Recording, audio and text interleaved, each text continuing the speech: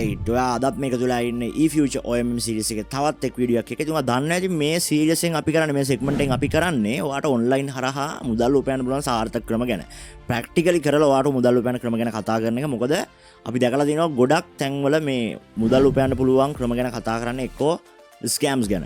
නැත්නම් මේ පොඩි රාමුවක් ඇතුලේ තියෙන දේවල් තමයි කතා කරන්නේ. හැබැයි අපි මේ series එකෙන් ඔයාට මේක මේ online මුදල් උපයන්න පුළුවන් ක්‍රම රාශියක් ගැන කතා කරනවා. අපි දැනටත් ක්‍රම රාශියක් කතා කරලා තියෙනවා.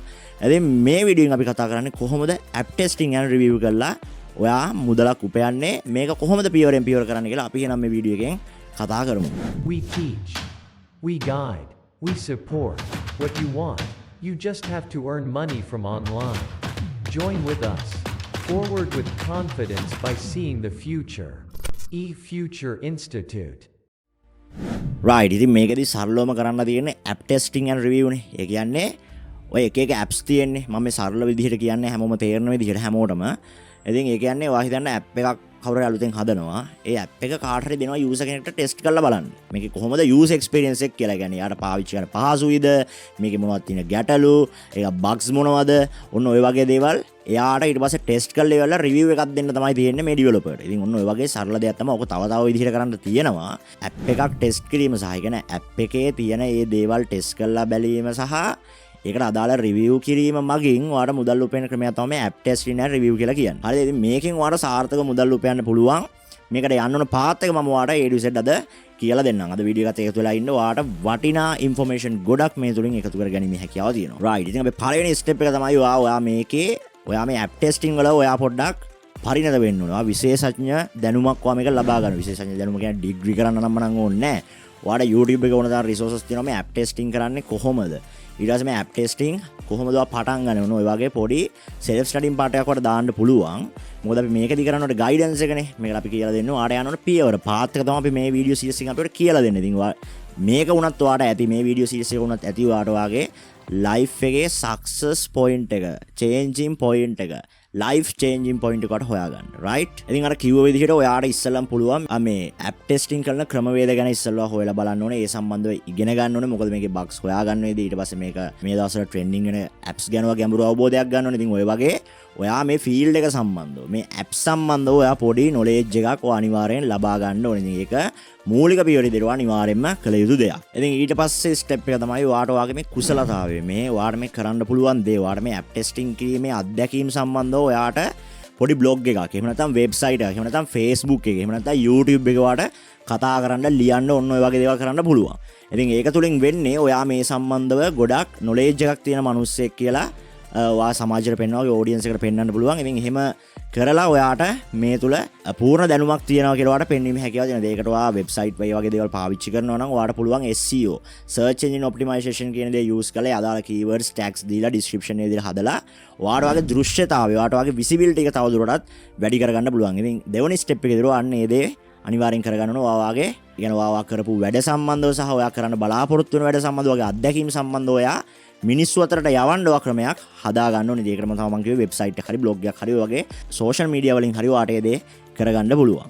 ඊට පස්සේ ඔයා කරන්න ඕනේ ස්ටෙප් එක තමයි මේ යෙදුම් පරීක්ෂා කරන. එහෙම නැත්නම් මේ ඇප් ටෙස්ටිං වලටම තියෙන platforms. ඉතින් මේ platforms වල සම්බන්ධ වෙලා ඔයාට ඇප් ටෙස්ට් කරලා මුදල් උපයන්න පුළුවන්. ඉතින් මේ platforms වල ඔයා සම්බන්ධ වෙන්න මේ platforms වලින් ඔයාට ගැලපෙන්නේ මොකද්ද කියලා තෝරගෙන මේ platforms වල ඔයාට සම්බන්ධ වීමේ හැකියාවක් තියෙනවා. ඉතින් ඒ උදාහරණයක් විදිහට ඔයාට user testing ඒ වගේම testilo කියලා platforms තියෙනවා. ඔයාට සම්බන්ධ වෙන්න පුළුවන්. ඒක ගැන හොයලා බලන්න පුළුවන්. ඒවා ගැන self study කරලා බලලා ඔයාට මේ platform එකකට සම්බන්ධ වෙලා ඔයාට මේ වැඩේ පටන් ගැනීමේ හැකියාව ඔන්න දැන් තියෙනවා. එහෙනම් අපි ඊළඟ පියවර මොකද්ද කියලා දැන් කතා කරමු. ඉතින් ඔයාට ඔය වගේ platform වලට සම්බන්ධ වෙනවා වගේම ඔයාට platform එකට සම්බන්ධ වෙලා ඕනනම් platform එක තුලින් වගේම ඔයාට පිටතින් වුණත් ඔයාට වෙනම මේ app developersලා එහෙම නැත්නම් මේ app එකක් create කරලා app එකක් ළඟ තියාගෙන ඉන්න කට්ටිය එහෙම නැත්නම් app එකක් හදපු කට්ටිය වල හොයාගන්න පුළුවන්. ඒ හොයාගෙන ඉවරලා එයාලට directly කතා කරලා එයාලට privately හරි කතා කරලා ඔයාට පුළුවන් මෙහෙමයි මගේ අත්දැකීම් මෙන්න මෙහෙමයි මට මේ දේවල් කරන්න පුළුවන් මෙන්න මගේ කරපු වැඩ කියලා පෙන්නලා ඔයාට direct උනත් ඔයාට ඒ වගේ වැඩක් ගන්න පුළුවන්. ඒ අරගෙන ඉවරලා ඔයාට ඒක සම්බන්ධව අදාළ ටෙස්ටිං පාර්ට් එක කරලා ඒකට අදාළ රිවිව් එකක් දෙන්න පුළුවන්. ඒ හරහා වුණත්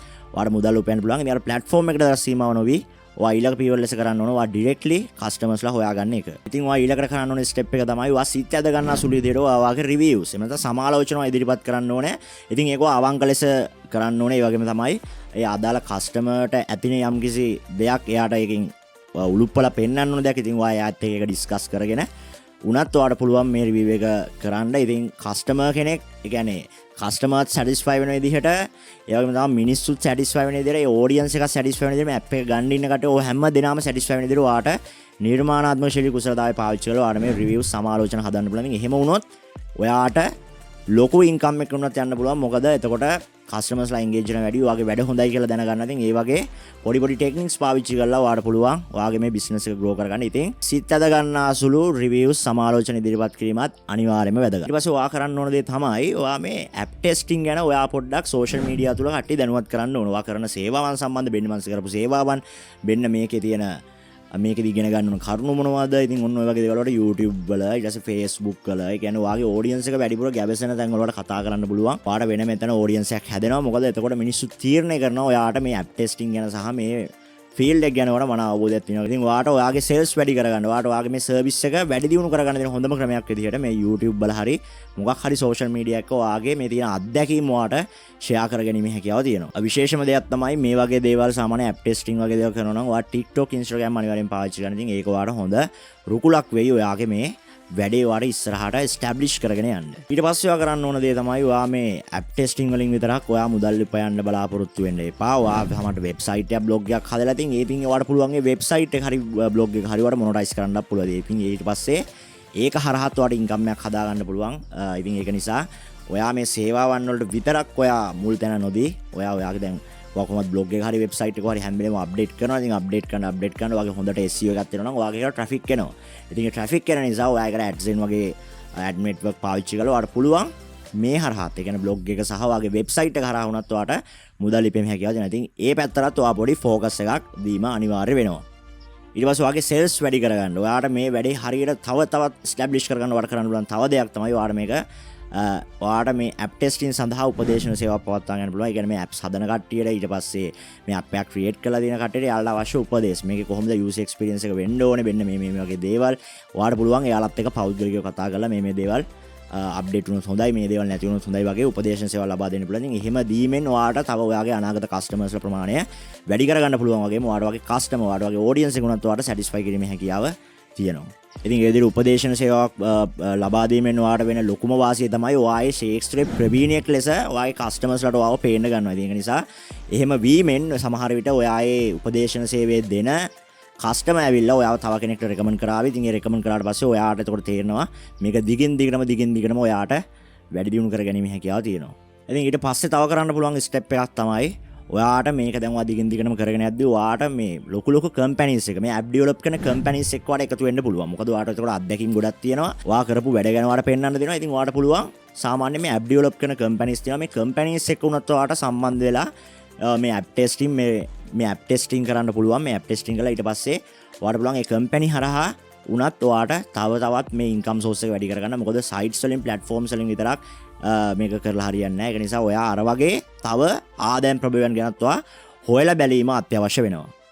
ඊට පස්සේ තමයි ඔයාගේ රිවිව්ස් දෙද්දී ඔයා ඇප් එක ටෙස්ට් කරලා ඔයාලා රිවිව් එකක් දෙනවනේ. රිවිව් එක දෙද්දී ඔයා ඒක ප්‍රොෆෙෂනල් විදිහට දෙන්න අනිවාර්යෙන් මතක තියාගන්න. මොකද සමහර විට ගොඩක් අයට නොතේරෙන විදිහට ඒක දීලා තේරුමක් නැහැ. ඔයා මේ ශේෂ්ත්‍ර ප්‍රවීණයෙක් ලෙස ඔයා මේ ඇප් එක හොඳටම යූස් කරපු කෙනෙක් විදිහට ඔයාට පෙන්නන විදිහට, ඒ කියන්නේ ඔයා මේකේ තියෙන දේවල් ඔයාගේ අවංකවම ඔයා මේකේ ලබා දෙන්න. හරිද? එහෙම නැත්නම් ඊට පස්සේ ඒක අවංකව මෙතන ලබා දුන්නොත් ඒ කස්ටමර්ට ඒක අවුලක් වගේ නම් ඔයා ඒ කස්ටමර්ව කෙලින්ම දැනුවත් කරන්න, ඒ ඇප් එක හදපු කෙනා දැනුවත් කරන්න, මෙන්න මේ දේ තියෙනවා, මෙන්න මේ දේ හදලා මට ආපහු කියන්න, මම ඊට පස්සේ මේ රිවිව් එක මේ ආකාරයෙන් පළ කරන්න කියලා. ඒ වගේ පොඩි ටෙක්නික්ස් පාවිච්චි කරන්න පුළුවන්. ඉතින් එහෙම කරපුවාම අර ඇප් එක හදපු කෙනා වුණත් ඔයත් එක තව රිලේෂන්ෂිප් එකක් හදාගන්න. ඉතින් රිලේෂන්ෂිප් එක බිල්ඩ් වීම මගින් වුණත් ඔයාගේ සේල්ස් මෙතනදී සෑහෙන දුරට වැඩි වීමේ හැකියාව තියෙනවා. ඉතින් ඒ දෙගොල්ලෝ අතර යන එකගතාවය අනිවාර්යෙන් ආරක්ෂා කරන්න. ඒක ලීක් වෙන්න තියන්න එපා. ඉතින් එහෙම වුණොත් ඒක ඔයාට වගේම ඒකට ඇප් එක හදපු කෙනාටත් ඒක ලොකු අවුලක් වෙනවා. right. ඉතින් ඔන්න ඔය ස්ටෙප් ටික, ඔන්න ඔය පොඩි ස්ටෙප් ටික ඔයාට යූස් කරලා ඔයාට පුළුවන් මේ ඇප් ටෙස්ටිං ඇන්ඩ් රිවිව් වගේ දෙයක් කරලා ඔයාට මුදල් උපයන්න පුළුවන්. ඉතින් මම අද ඔයාලට යන්න ඕන පාත් එක කිව්වා. ඔයා සැලකීමත් යුතු කරුණු වලට මම කිව්වා. ඉතින් ඔයාට දැන් මේ වැඩේ පටන් ගන්න පුළුවන්. ඉතින් හැම එකම කියනවා වගේ ඔයා මේක පටන් ගන්නව නම් ඔයාට මේක තුල පැෂන් එකක් තියෙන්න ඕනේ. ඒ කියන්නේ ඔයා මේක තුල කැමැත්තක් තියෙන්න ඕනේ. එහෙම නැත්නම් ඔයා මේක අකමැත්තෙන් ගල්ලා ඔයාට මේ දෙයක් සාර්ථක කරගන්න බෑ. ඉතින් ඒක නිසා අනිවාර්යෙන් මතක තියාගන්න ඔයා කරන දෙයක්, ඔයා ඔන්ලයින් හරි ෆිසිකල් හරි කරන ඕනම බිස්නස් එකක් හරි සර්විස් එකක් හරි කරන්න තීරණය කරනවා නම්, දැනට කරගෙන යනවා නම් ඔයාට ඒක දියුණු කරන්න ඕන නම් ඔයා අනිවාර්යෙන්ම ඒ දේ කැමැත්තෙන් කරන්න. කැමැත්තක් නැත්නම් කැමැත්තක් හදාගන්නදී වැඩ කරන්න. කැමැත්තෙන් කරොත් ඔයාලට තියෙන වාසිය තමයි ඔයාලට මේක දිගින් දිගටම කරගෙන යන්න පුළුවන් කිසිම මහන්සියක් නැතුව මහන්සි වුණත් ඔයාලට ඒ දේ ගාණක් නැහැ.